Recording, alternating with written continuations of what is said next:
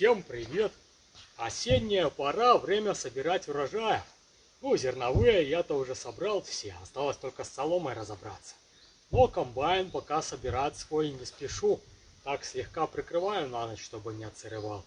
Еще же нужно будет гречку пробовать молоть. Но перед этим еще нужно комбайн отремонтировать, да и саму гречуху подготовить. Скосить, подсушить, привезти. Да и погода сейчас еще хорошая, она вон цветет вовсю, набирается сил, пусть и продолжает. А я пока здесь разгребусь и займусь другими культурами, которые уже давно пора убирать.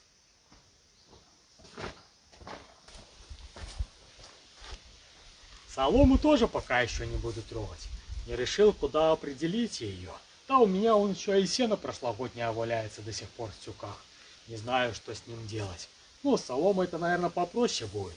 Она, можно сказать, стерильная. Ну, не совсем, но все же большинство семян уже вымолочилось.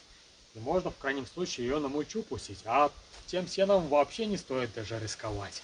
А то потом полоть замучаешься. Да, кстати, вчера сено довез без происшествий. Поехал через лес, говорил, что там запахано все с большой вероятностью, а как оказалось и вообще ничего, кроме того кусочка, что было тогда. Ну и посмотрел, они его, скорее всего, так заорали, чтобы не убирать, и глаза не мозолило. Скорее всего, не уродило.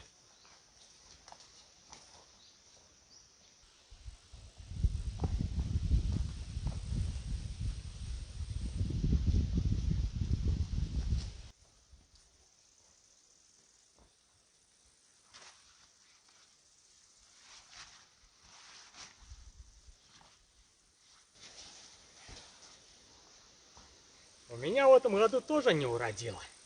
Томаты. Ну, как не уродили? Выросли-то они хорошие.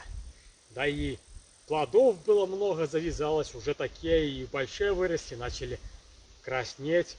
А вот когда ураган был в начале августа, помните? После сильного дождя на следующий день все чернело. Ни одного помидорка, ни даже зеленого не смог сорвать. Но запахивать не стал, так как всего лишь один родок был. Так оставил. Даже и не убирал ботву. Хорошо было замульчировано, сорняки не пробиваются, так и не к спеху. Но без своих помидор все же не остался. На теплых градках так с ними ничего там не случилось. Может быть, что повыше было, и туман этот, вылезший из болота, их не затронул. Он до сих пор даже некоторые цветут и балуют меня постоянно красными вкусными томатами.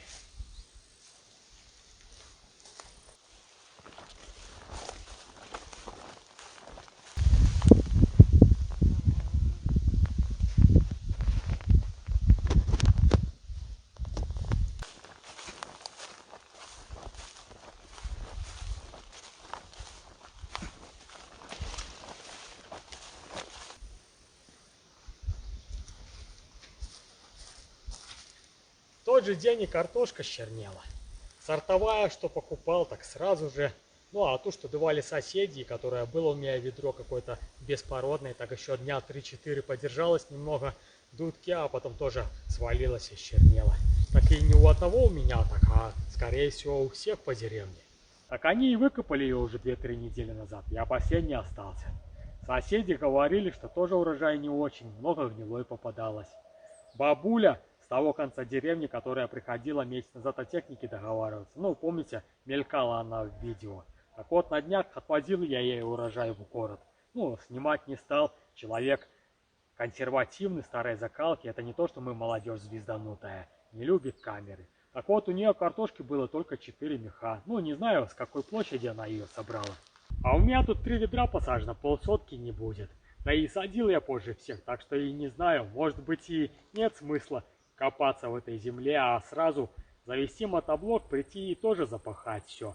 Быстрее и эффективнее получится. Ну, попробовать все же стоит, хотя бы то, что семена посадил, собрать.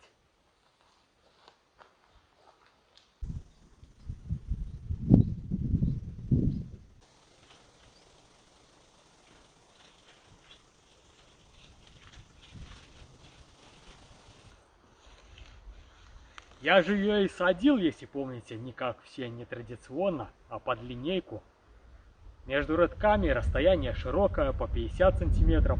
закапывал неглубоко, на глубину 5-8 сантиметров.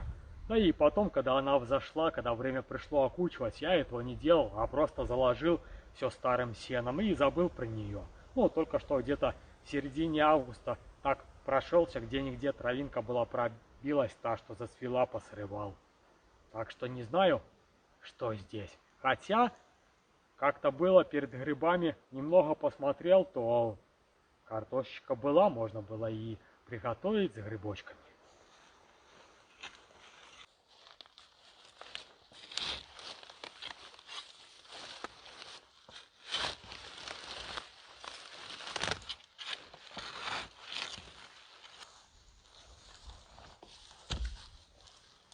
Садил без техники, буду и копать без техники.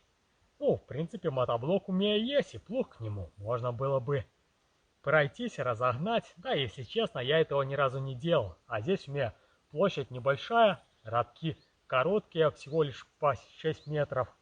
Тут больше крутиться с ним. Да и пока еще мотоблок настрою с плугом, пока научусь, то и стемнеет. А так быстренько, как комбайн, руками и выберу.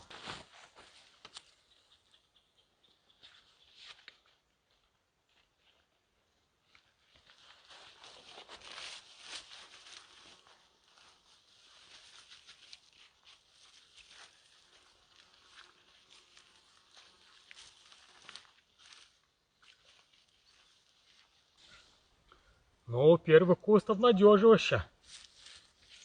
7 картошин и улитка. Сразу гарнир с мясом можно готовить. Вот такая неплохая, даже есть и покрупнее. Ну, посмотрим, что остальное здесь. Может быть, самый крайний рад, что было хорошее омуча со всех сторон. Так и уродило.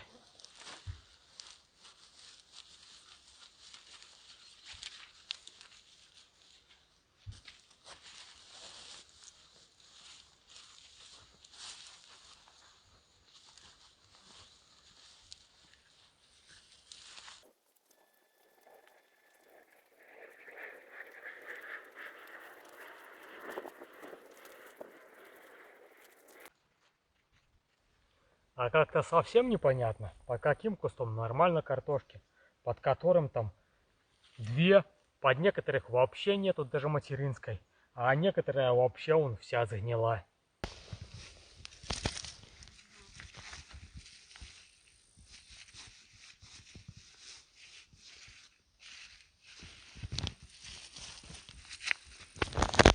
Ну, посмотрим там дальше. Все же крайне рад. Рядом со свеклой, может быть, просто соседство не понравилось. Ну, а там, как говорят патологоанатомы, вскрытие покажет. Благо, что земелька совсем мягенькая. Можно работать вообще без каких-либо приспособлений.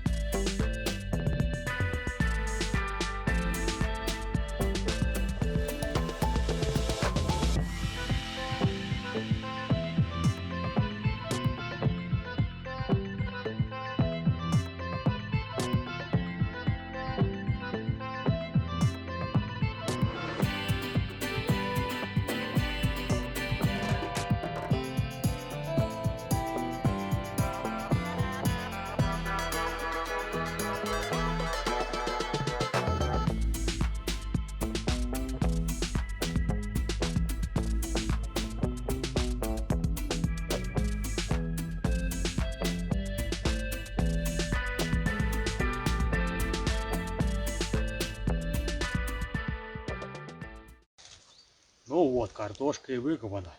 Посадил 3 ведра, а выкопал 2 меха. Ну и действительно, очень много гнилой картошки попадалось. Можно сказать, каждая пятая. Да и какая-то она странная, не совсем гнилая, а такая, как будто кисель. Да и непонятно, от чего это. Вроде бы там пониже, здесь по суше, влажности вообще нету, а она что и что там одинаково. Да и как-то так местами, пятнами, одно-два калева, потом нету ее. Потом снова гнилое одно-два калева, потом ее нету. Как будто, знаете, чем-то попырскали точечно. Хотя я же и не обрабатывал его вообще ничем. Даже от жуков не пырскал. Хотя их и не было. Встретил там два-трех старых. Да и сразу же их приговорил к вечной жизни, чтобы и не было проблем. Да и непонятно, как она росла. Под одним кустом одна-две картошины, под другим много. И не зависит это ни от сорта, ни от того места, где она росла, ни от технологии посадки. Что там, что там. Ну, единственное, что там повыше она была как-то более покрупнее. Надо будет в следующем году попробовать там наверху посадить, где сейчас гречка растет. Ну, а по размерам были и самые маленькие, и попадались такие экземпляры, из которых можно и драники делать.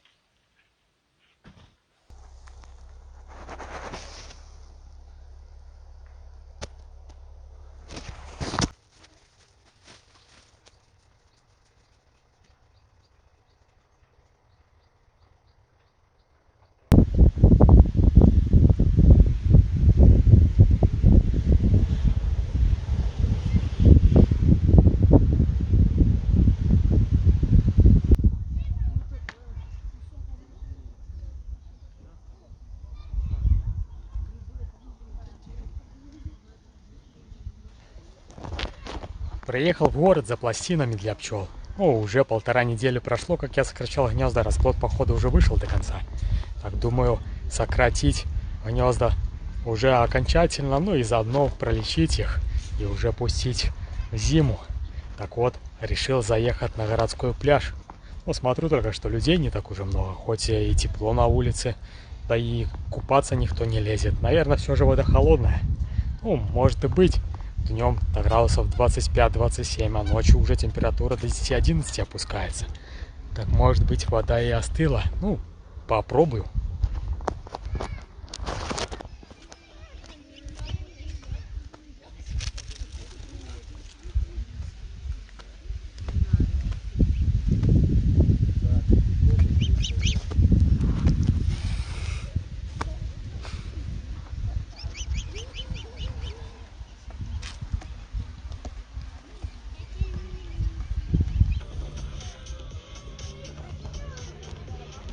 Как говорится, дурной пример заразительный.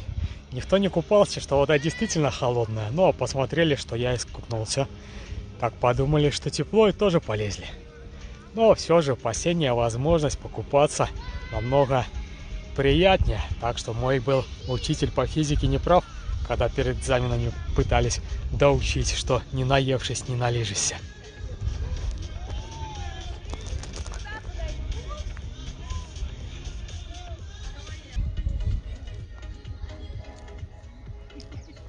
Но солнышко еще хорошо припекает. Можно успеть запастись витаминчиком D, а то потом 8 месяцев не будет такой возможности, аж до самого мая. Да и мне хорошо сменить обстановку, психологически отдохнуть. То последние 2 недели вообще из огорода не вылазил. Ну, а последняя поездка в город была неудачной, так там тоже сильно не отдохнул, только больше расстроился. Кстати, машину еще не делал, не смотрел, что там все времени не было. Надо с урожаем бороться, собирать его, пока еще погода позволяет.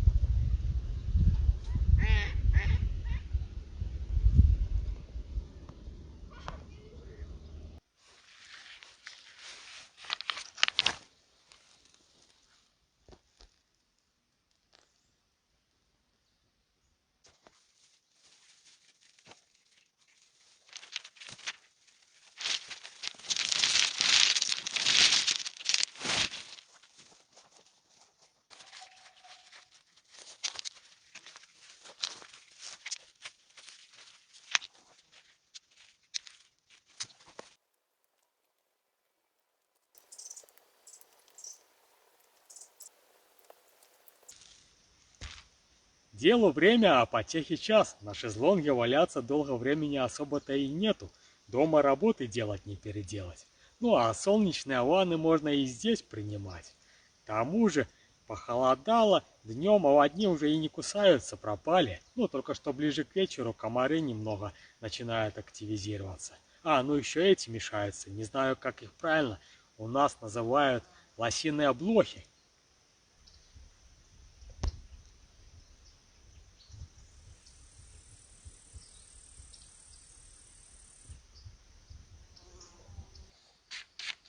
Они вроде бы как и не кусаются, только так лазают по тебе неприятно.